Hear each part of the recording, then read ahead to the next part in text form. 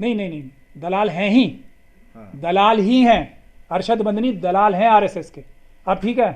महमूद मदनी दलाल हैं आरएसएस के, अब ठीक है।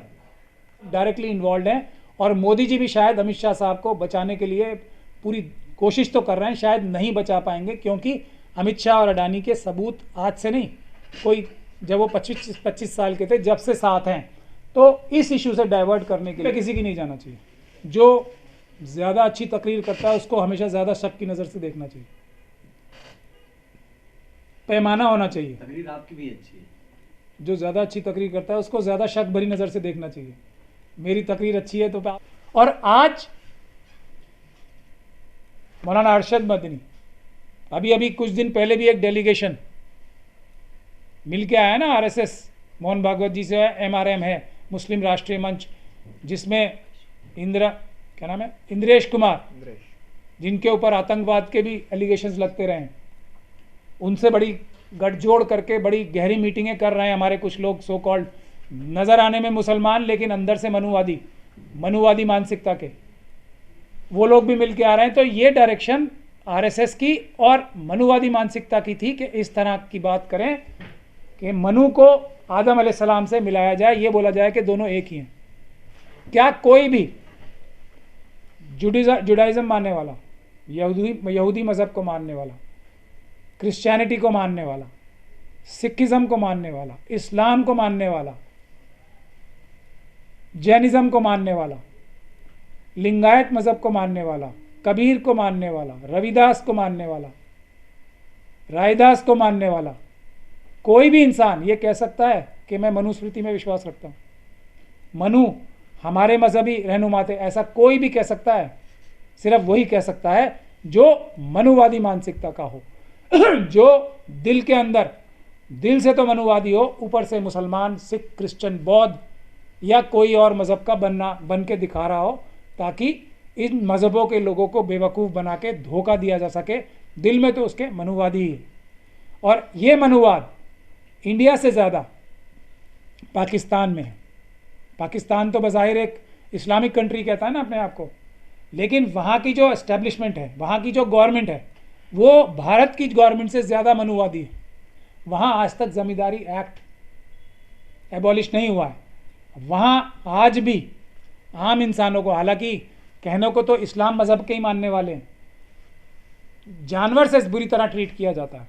जो ज़मींदार कम्युनिटी के लोग आते हैं, देख लीजिए वहाँ की आप लोग, वहाँ की जो रिपोर्ट्स हैं वहाँ आप देख सकते हैं। खुद इस्लाम मज़हब के मानने वाले, इस्लाम मज़हब के मानने वालों को जानवरों से ज़्यादा बुरा ट्रीटमेंट करते हैं। वही ट्रीटमेंट जो यहाँ मनुवादी मानसिकता के लोग शेड्यूल कास्ट, शेड्यूल ट्राइब और ओबीसी के साथ करते हैं, वही एग्जैक्ट बिहेवियर वहाँ इस्लाम धर्म के मानने वालों के साथ, इस्लाम धर्म के मानने वाले जो देखने में नज़र आते हैं मुसलमान, वो वही बिहेवियर करते हैं। ये सच्चाई है। तो मनुवादी मुसलमान जो हैं वो मुसलमान नहीं होते, वो मनुवादी ही होते हैं।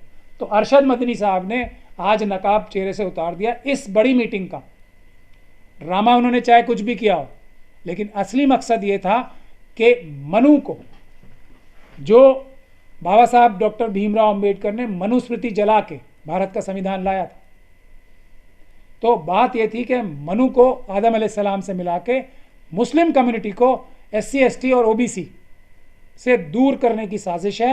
और आरएसएस ये चाहती है कि मुसलमानों को बेवकूफ़ बना के अपनी तरफ खींचने की कोशिश करे, अपने schedule caste, schedule tribe, OBC भाई और बहनों से दूर। ये कभी नहीं हो सकता, क्योंकि ये सिर्फ इस्लाम के खिलाफ नहीं है, भारत के संविधान के भी खिलाफ है, और हर एक मज़हब के जो मनुस्मृति को नहीं मानता उसके खिलाफ है। तो हम सब लोगों को ये साजिश समझनी चाहिए।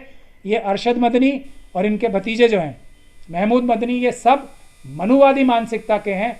इन्हीं लोगों ने ये हमारे बीच में जो अशराफ और अजलाफ की जो दरार डाली है, ये यही मनुस्मृति के मानने वाले लोग जो मुस्लिम धर्म में घुस आए हैं, कुछ जो अपने आप को मुसलमान दिखाते हैं मुसलमान नहीं, हो ही नहीं सकते, ये उन्हीं की साजिश का हिस्सा है। इससे हमें बहुत होशियार रहना है।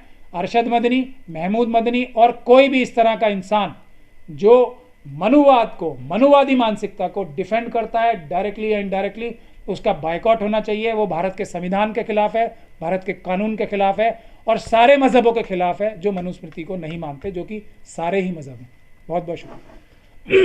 तो महमूद भाई, इस हिसाब से तो अगर देखा जाए तो कल की तकरीर की जो जो चीज़ें आपने ली उस पर आप प्रेस कॉन्फ्रेंस कर रहे हैं, आप कह रहे हैं कि उन्होंने नकाब हटा दिया चेहरे से, लेकिन फिर सवाल ये उठता है कि मौलाना अरशद मदनी ने जिस बात से अपनी बात का आगाज़ किया और बात शुरू की, वो उन्होंने कहा कि मुसलमानों की घर वापसी कराने वाले जो लोग हैं, जो मुसलमानों को कहते हैं कि अपने पूर्वजों की तरफ पलट आओ, वो जाहिल हैं, वो जानते नहीं हैं, उनको ज्ञान नहीं है। यहाँ से उनकी बात की शुरुआत थी। तो क्या इसको आप इस तरह से नहीं देखेंगे कि मुसलमानों के लिए ये बयान दिया गया और जो नफरत फैला रहे हैं उनको जवाब दिया गया? नफरत फैलाने वालों को ये मौलाना अरशद मदनी समझा लेंगे, उनसे ज़्यादा इस्लाम मज़हब को उन्होंने पढ़ रखा है। इंद्रेश कुमार जी का बयान आप कोई भी पढ़ लें, हूबहू वही बात कह रहे हैं जो मौलाना अरशद मदनी कहते हैं। इनको 5000 साल से जो कोई ना समझा पाया, अरशद मदनी समझा लेंगे उन्हें। इंसान इंसान के बराबर होता है, ये उनको 5000 साल से भारत का संविधान नहीं समझा पाया, ये अरशद मदनी अपनी भाषण देके समझा लेंगे। आपको ये बात समझ में आती है? एक ही पॉइंट था इसकी सारी जो ये मीटिंग कराई गई है, इसका सिर्फ और सिर्फ एक पॉइंट था कि मुस्लिम कम्युनिटी को खड़ा दिखाया जाए, मुस्लिम कम्युनिटी को बदनाम किया जाए, मनुस्मृति के साथ खड़ा दिखाया जाए, ताकि हमारी लड़ाई शुरू हो SC ST OBC और दूसरी माइनॉरिटी के मजहब मानने वालों से।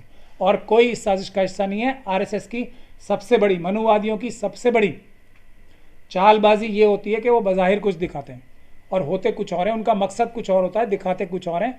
ये भी दिखाने के लिए उन्होंने बहुत लंबा चौड़ा भाषण दिया होगा, मैंने उनका भाषण सुनना पसंद भी नहीं करता और सुनना भी नहीं चाहता। सिर्फ इतनी बात मैं जानता हूँ कि अगर मनुस्मृति को डिफेंड कर रहे हैं, वो मनुवाद को डिफेंड कर रहे हैं, मनु को डिफेंड कर रहे हैं, हज़रत आदम अलैहिस्सलाम से इक्वेट कर रहे हैं, तो ये सरासर मुनाफिकत नहीं है, ये गद्दारी, डायरेक्ट गद्दारी है इस्लाम मज़हब से भी और भारत के संविधान से भी। इसका सख्ती से मुकाबला करना चाहिए और इनको बेनकाब करना चाहिए। मैं गुजारिश करता हूँ जमीयत उलमा हिंद के सभी लोगों से, जो ईमान वाले हैं, जो मज़हब इस्लाम को सही तरह से पढ़ते हैं, समझते हैं, जो भारत का संविधान पढ़ते हैं, इनको इनके पद से तुरंत हटाना चाहिए और इनके जैसे किसी भी इंसान को अपनी तंजीम का हिस्सा भी नहीं होने देना चाहिए, क्योंकि मनुवाद का मतलब है इस्लाम के डायरेक्ट खिलाफ बात कर।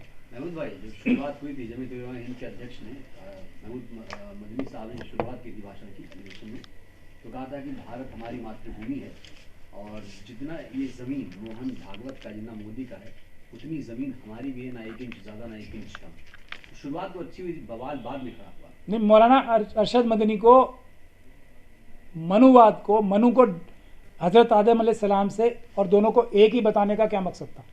एक ही मकसद है, एक ही मकसद है। हिंदू राष्ट्र के लिए क्या बोलते हैं सब लोग? हिंदू राष्ट्र बनाएंगे, मनुस्मृति लागू करेंगे। हम लोग क्यों, बाबा साहब ने क्यों मनुस्मृति चलाई थी? क्योंकि उसमें मसावत नहीं थी, क्योंकि उसमें इंसान को इंसान के बराबर नहीं माना जाता। ये एक बुनियादी वजह है और वो उसी को, एक ही मुद्दा था। मैं इसलिए कह रहा हूँ ना, किसी बात में भटकने की जरूरत नहीं है, ये सबको पता है। ये तो भारत के संविधान ने कह रखा है ना, सब बराबर के मालिक हैं। अरशद मदनी मनुस्मृति चलाएगा। मनुस्मृति क्यों जलाएंगे हम? बाबा साहब ने जला दी वो। अब संविधान से देश चल रहा है, मनुस्मृति से नहीं चल रहा। हिंदू राष्ट्र के मानने वाले संविधान जला रहे हैं ना, रोज अलग अलग जगह पे संविधान को कंडेम कर रहे हैं।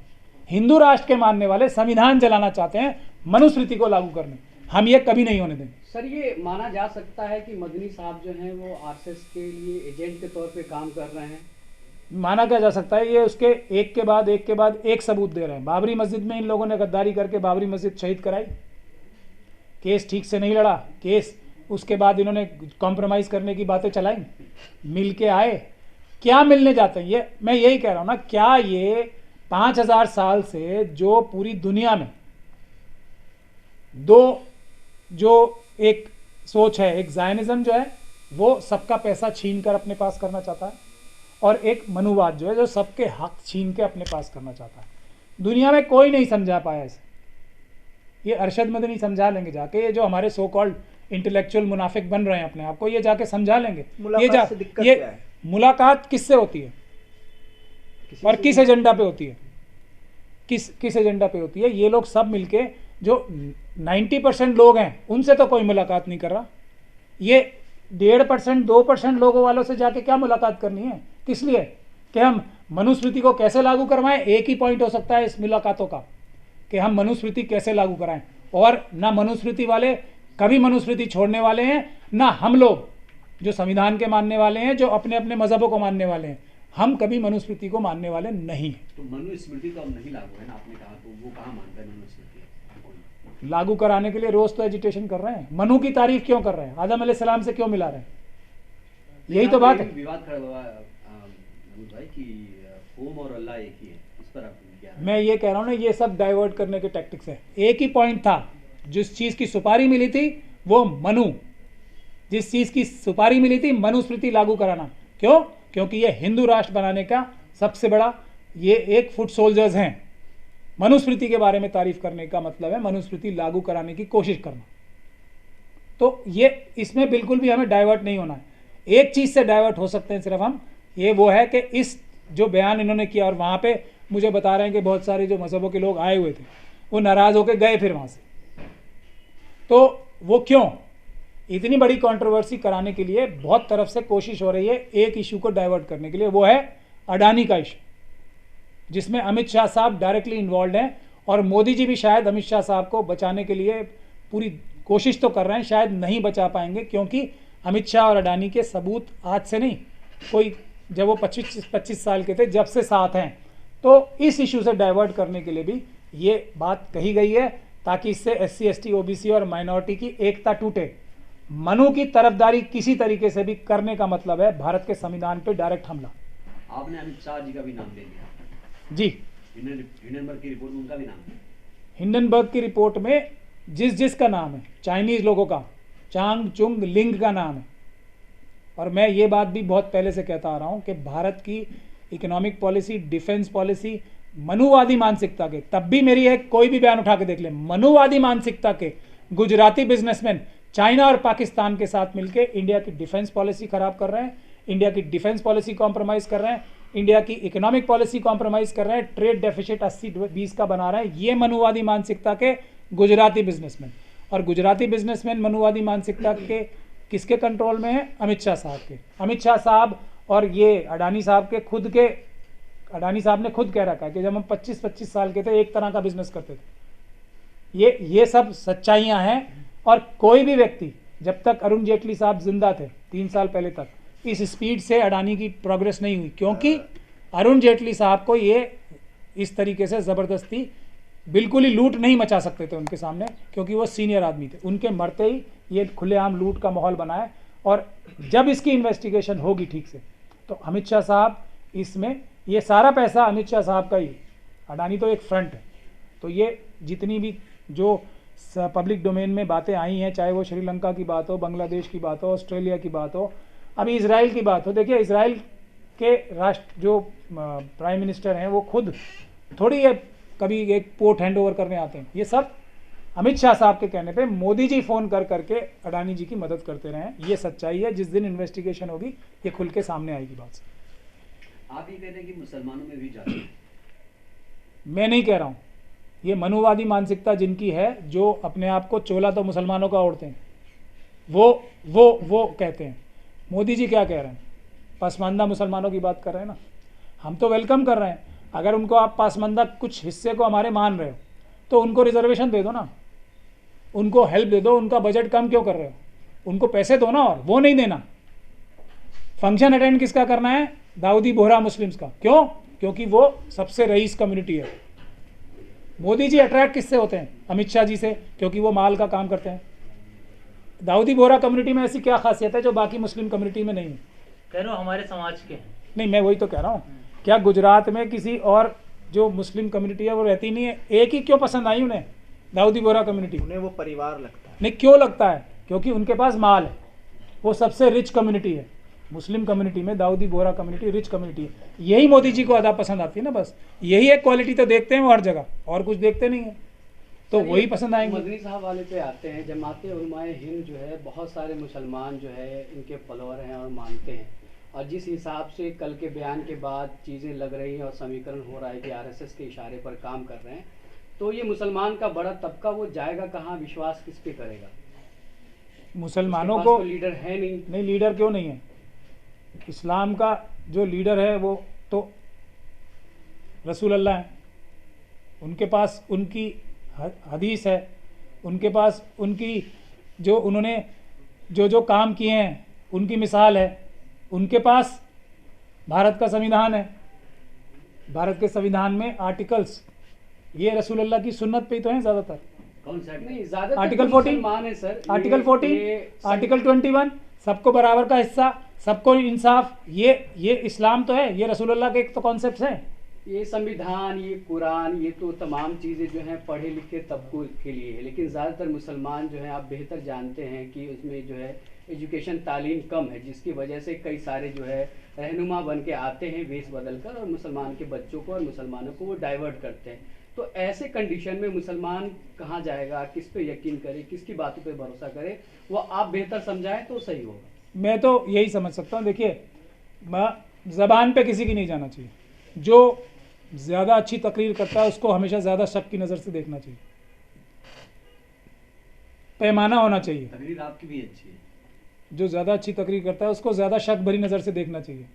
मेरी तकरीर अच्छी है तो आप पहले आदमी हो ऐसे जो ये कह रहे हो, बहुत बहुत शुक्रिया, लेकिन ये अच्छा सवाल था, यही सवाल करना चाहिए। आप इतनी अच्छी अच्छी बातें कर रहे हो, इतनी बहादुरी की बातें कर रहे हो, इतनी कॉन्स्टिट्यूशन संविधान की बातें कर रहे हो, इतनी मसावत की बातें कर रहे हो, आपने अपनी ज़ाती ज़िंदगी में क्या किया? मैंने अपनी ज़ाती ज़िंदगी में क्या किया? अब मुझे नापिए, तोलिए, क्वेश्चन कीजिए, तो मेरे पास सबूत होंगे दिखाने के लिए कि मेरी सच्चाई का सबसे बड़ा सबूत यह है कि मेरे ऑफिस में 15 घंटे तक रेड की अमित शाह साहब ने करवाई, डायरेक्टली इन्वॉल्व हो। मेरी सबसे लेटेस्ट सबूत ये है। इसके अलावा भी मैं बहुत सारे सबूत दे सकता हूँ। बगैर सबूत के ना मुझ पे यकीन करना चाहिए ना किसी और पे। मेरे जो इनकम टैक्स रिटर्न्स हैं, देखिए आप पहले क्या थे और अब क्या हैं। जब से मैं ये संविधान बचाने का, अम्बेडकरवाद का काम कर रहा हूँ, सारी एजेंसियां मुझे मिलके मारने के लिए दौड़ रही हैं। आरएसएस की सारी तंजीमें, यहाँ तक कि मेरे पीछे इंटरनेशनल क्रिमिनल्स भी लगा रखे हैं मारने के लिए। ये मेरी सच्चाई है। अब दूसरे लोगों को देखिए कि उनके पास कितना वसाइल थे। जैसे जैसे उन्होंने अपना ज़मीर बेचा, जैसे जैसे वो बड़े लीडर बन रहे हैं, जैसे जैसे उनकी पब्लिक मीटिंग्स में लाखों लाखों लोग ला रहे हैं, तो उनके फाइनेंशियल पैसे कैसे बढ़ते जा रहे हैं। ये टेस्ट, ये सवाल करने का है सबसे ज़्यादा। मैं चारों तरफ से घिरा, आज मैं यूपी में जाके एक पब्लिक मीटिंग करने दूँ, आपको लगता है योगी जी मुझे परमिशन देंगे? मध्य प्रदेश में जाके पब्लिक मीटिंग करने लगूँ, आपको लगता है मुझे परमिशन मिलेगी? नहीं मिलेगी ना।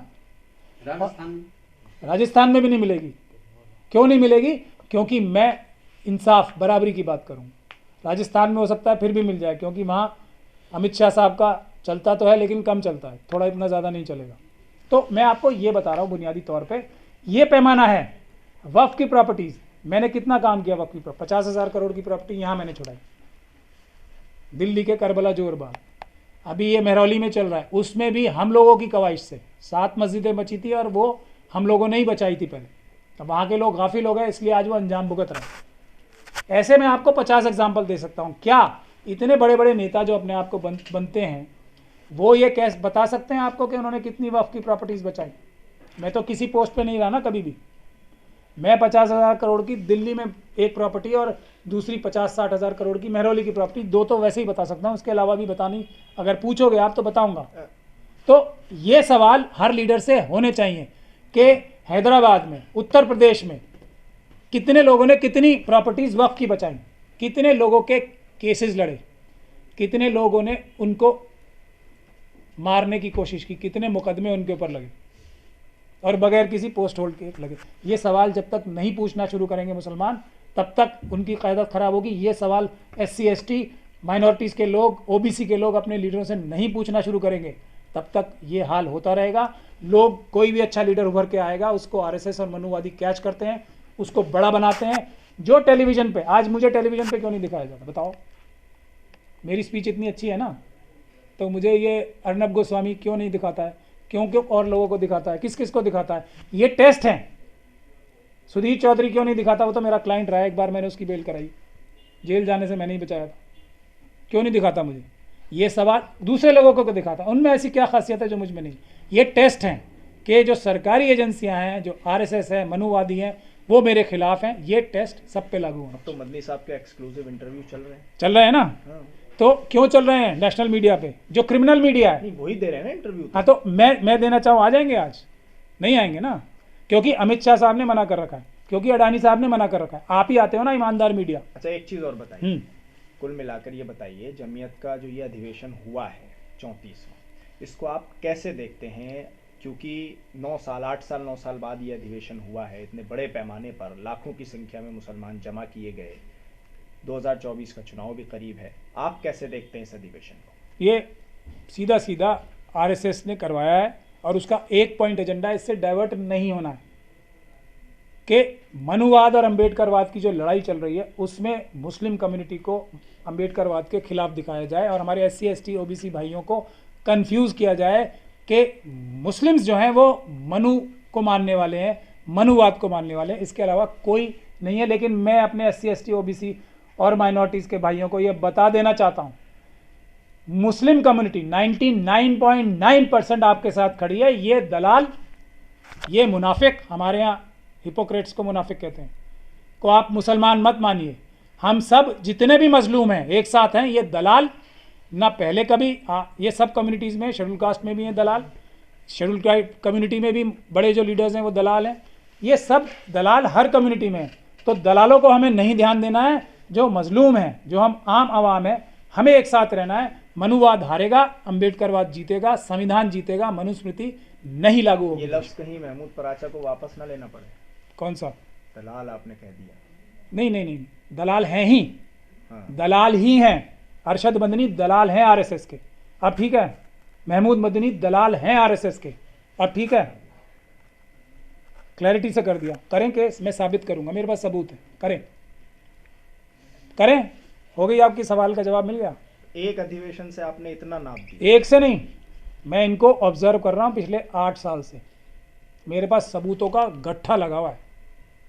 गट्ठा मतलब पूरा कमरा भर जाएगा, इतने सबूत है मेरे पास। करें ना हिम्मत, करें डिफेमेशन का केस, अरशद मदनी, महमूद मदनी करें। ये दोनों दलाल हैं आरएसएस के, और बाकी भी बहुत सारे दलाल हैं, लेकिन आज इन दोनों का ही बताना जरूरी है। सर, ये मदनी भतीजा और चाचा, इनकी जोड़ी और जमाते उलमाए हिंद, दोनों के सिद्धांत अलग हैं या उसी हिसाब से चला रहे हैं? देखिए, सिद्धांत तो इनके इतने अच्छे हैं जिसका आप और हम शायद अंदाज़ा भी नहीं लगा सकते, लेकिन ये अपने सिद्धांतों से हट के आरएसएस की दलाली कर रहे हैं।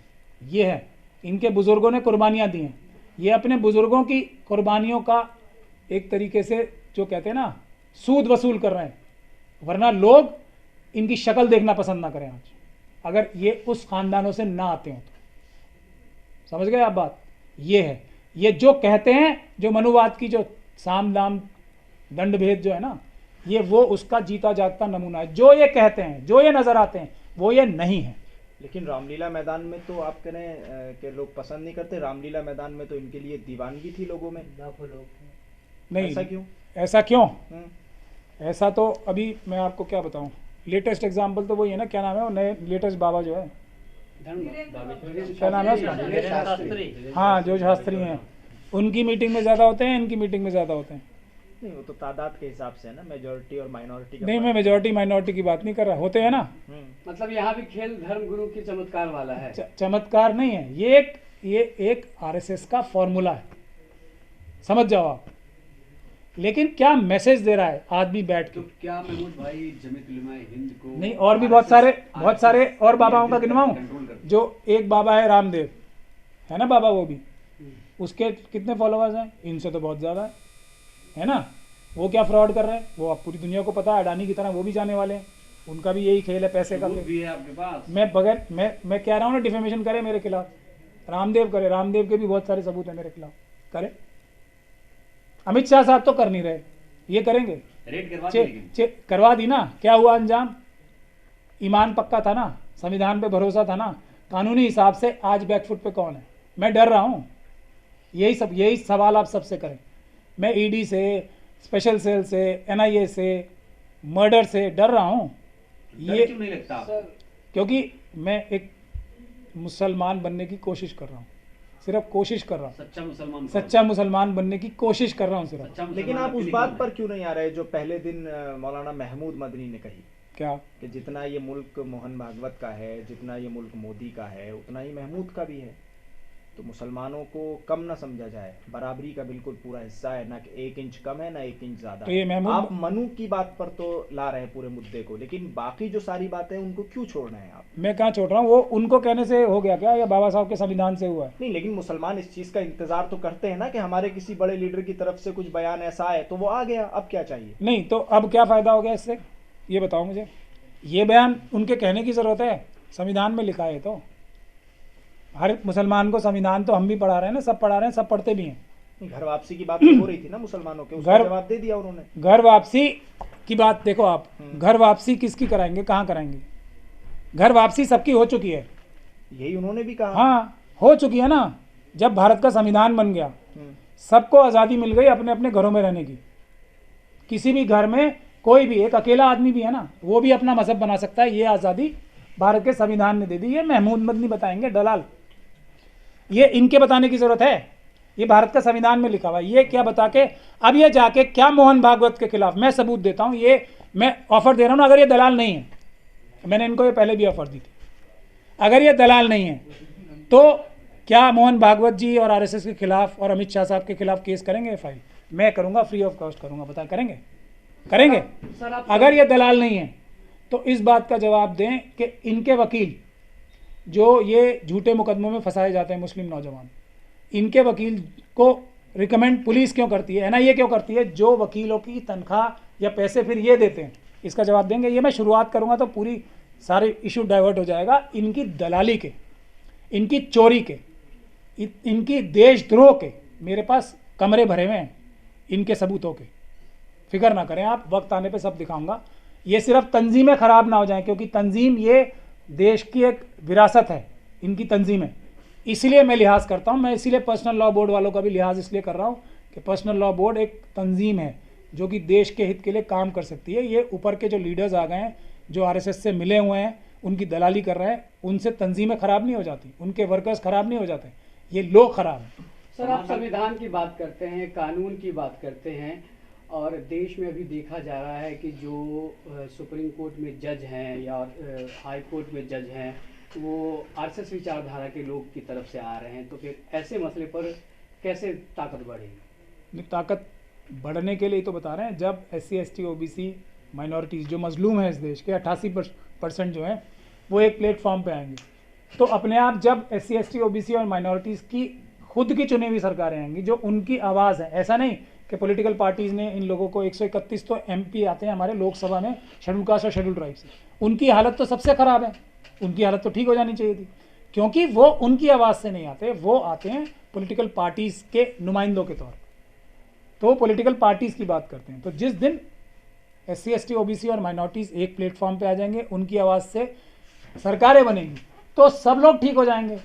जिसकी जितनी संख्या भारी वो हर जगह नज़र आएगी, उसकी उतनी हिस्सेदारी हर जगह नज़र आएगी। जिस दिन असली सरकारें आएंगी SC ST OBC और माइनॉरिटीज़ की, तो तब ये सब प्रॉब्लम्स नहीं रहेंगी। आप लोग देखेंगे ये जज जो बन गए हैं वो भी दबाव में काम नहीं करेंगे। जैसे आप बोलते हैं ना कि हम पे ये दबाव है, हर इंस्टीट्यूशन बोल रही है हम पे दबाव है, तब दबाव में नहीं, तब संविधान को इम्प्लीमेंट करने के लिए काम करेंगे और तब सच्चा न्याय सबको देखने को मिलेगा। समान नागरिक संहिता के लिए प्रयास शुरू कर दिए गए हैं, आपकी क्या राय है? अब ये तो कह ही रहे हैं ना कि मनु और आदम एक थे, तो मनुस्मृति लागू कराने के लिए तो खुद ही पैरवी कर रहे हैं। यही तो साजिश है जो मैं आपको समझाने की कोशिश कर रहा हूँ। UCC होना चाहिए कि नहीं? मैं मनुस्मृति नहीं होनी चाहिए, मनुस्मृति नहीं होगी, भारत का संविधान होगा तो सभी लोगों की जो धार्मिक भावनाएं, जो 25 से लेकर 30-31 तक जो कॉन्स्टिट्यूशन गारंटी करता है, जो आर्टिकल 14 गारंटी करता है, वो सभी लोगों की भावनाओं का ख्याल रख के किया जाएगा। ये डायरेक्टिव प्रिंसिपल हैं। देखिए, यूनिफॉर्म सिविल कोड बनाने में मेरे हिसाब से अगर बनाया जाए, हम देते हैं ना इनको प्रपोजल कि इसमें मुसलमानों को एक चैप्टर होगा, मुसलमानों के लिए यूनिफॉर्म सिविल कोड ही बनाना ना, एक चैप्टर मुसलमानों के लिए होगा, एक सिख के लिए होगा, वो भी एक अलग धर्म है, सिखिज़म तो अलग धर्म है ना, उनके जो रीति रिवाज हैं, उनके हिसाब से जो मजहबी उनकी हक़ाइक़ है वो उनके हिसाब से काम करेगा। एक बना लें, लेकिन चैप्टर अलग अलग होंगे सबके, कि इनको पूरी आज़ादी है अपना मज़हब फॉलो करने के लिए, ये मज़हब है देश में, उनको पूरी आज़ादी है, बना लें एक किताब, क्या फ़र्क पड़ रहा है। लेकिन उनकी मंशा यूनिफॉर्म सिविल कोड नहीं है, उनकी मंशा है मनुस्मृति लागू कराना, वो हमें समझनी थी। तो डीपीएसपी का ये जो आर्टिकल है 44 ये बहुत मुश्किल हो जाएगा। नहीं नहीं, इसमें आर्टिकल 44 की बात ही नहीं है ना। मैं आपको क्या कह रहा हूँ, यूनिफॉर्म सिविल कोड आरएसएस भी नहीं बनाना चाहती। आरएसएस को किसी तरीके से, जैसे ये अभी मदनी परिवार है, ये किसी भी तरह से घूम फिर के मनुस्मृति लागू कराने की बात करेंगे, मनु को थोपने की कोशिश करेंगे सबके ऊपर। ये है साजिश, और इस आड़ में सारा पैसा देश का चुराएंगे, सबको दबाएंगे, और इनका ना किसी चीज़ से कोई मतलब है, ना देश की भलाई से मतलब है, ना देश के डिफेंस से मतलब है। 2000 किलोमीटर जगह चाइना हमारी छीन चुका है, इनको किसी चीज़ से कोई मतलब नहीं, सिर्फ मनुस्मृति लागू करनी है ताकि सबका हिस्सा ये छीन सके।